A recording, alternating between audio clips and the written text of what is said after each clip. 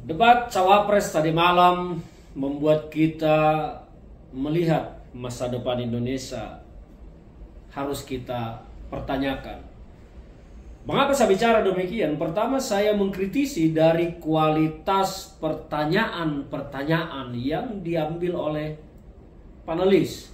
Saya tidak tahu siapa pihak-pihak yang diundang oleh KPU atau yang ditugaskan oleh KPU untuk menyiapkan pertanyaan-pertanyaan yang dilontarkan kepada masing-masing cawapres. Menurut saya, kualitas pertanyaan tersebut kualitas abal-abal yang tidak sepatutnya dan tidak menjadi hal yang sangat penting bagi cawapres kita dan bagi kita untuk mengetahui kualitas cawapres kita ini seperti apa.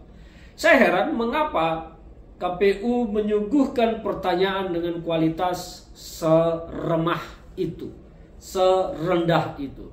Bukankah seharusnya KPU menyuguhkan pertanyaan-pertanyaan yang menohok, yang bisa membongkar isi kepala para cawapres kita ini?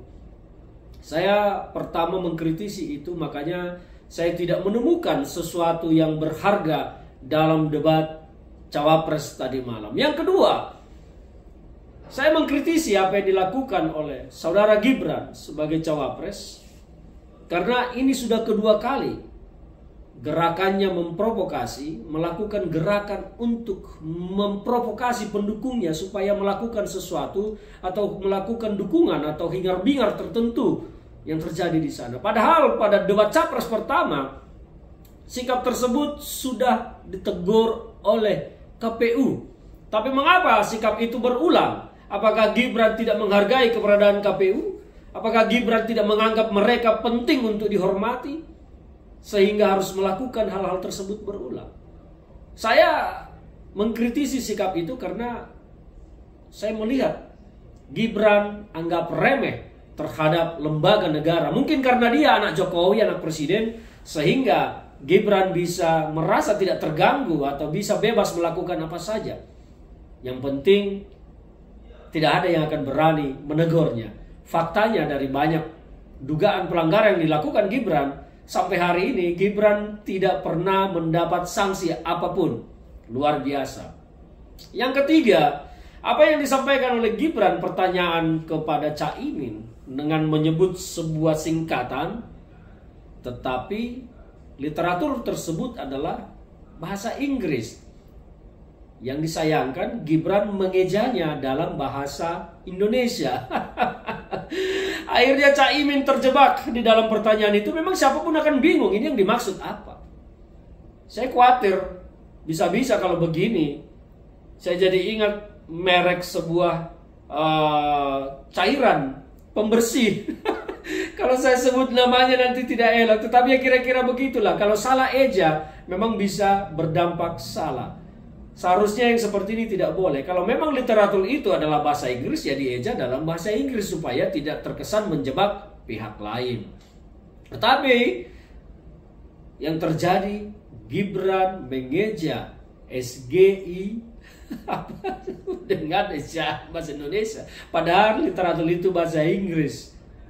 Inilah kita sayangkan. Dan saya khawatir ini sebetulnya debat-debat begini masih penting atau tidak untuk dilakukan ke depan.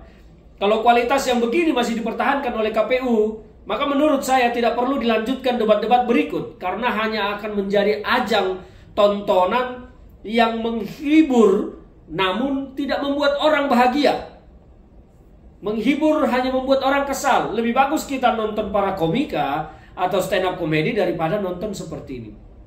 Ini kritik saya terhadap KPU supaya ke depan lebih menyiapkan debat-debat yang ada dengan pertanyaan-pertanyaan yang lebih berkualitas. Pertanyaan-pertanyaan yang memang mampu mengorek isi kepala para kandidat kita. Banyak juga yang bertanya kepada saya, "Bang, itu kira-kira pertanyaan bocor nggak ke Gibran?" Ya saya nggak tahu. Tapi Gibran kemarin tampil berbeda daripada yang sudah-sudah. Meskipun tampilan berbeda itu kelihatan ya masih karena menghafal ya, bukan kemampuan personalitinya yang memahami suatu masalah. Tetapi saya kembali kepada pokok kritik saya adalah kalau debatnya pertanyaannya hanya sekualitas itu, lebih bagus tidak usah dilakukan debat-debat berikut. Karena hanya akan ajang saling mengolok, saling menyerang, tetapi tidak mengeluarkan apa isi kepala para kandidat kita. Saya berharap KPU ke depan akan memperbaiki konsep debat ini, sehingga mereka diberikan ruang untuk saling menggali, saling mendalami, dan saling bertanya lebih banyak. Karena disitulah momennya kita akan tahu kemampuan para kandidat kita ini. Kalau dikasih pertanyaan, satu pertanyaan dikasih kesempatan menjawab sekian menit, apa yang bisa digali dari mereka? Jawaban yang salah pun tak bisa lagi didalami.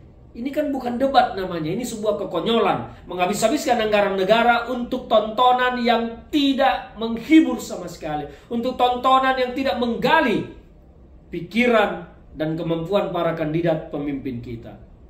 Saya berharap sekali lagi pada KPU, video ini khusus kepada KPU, supaya memperbaiki debat-debat yang masih akan dilangsungkan. Kalau tidak, kalau masih begini, lebih bagus tidak usah dilanjutkan. Kasihan rakyat kita disuguhi tontonan yang tidak berkualitas dan tidak berguna sama sekali.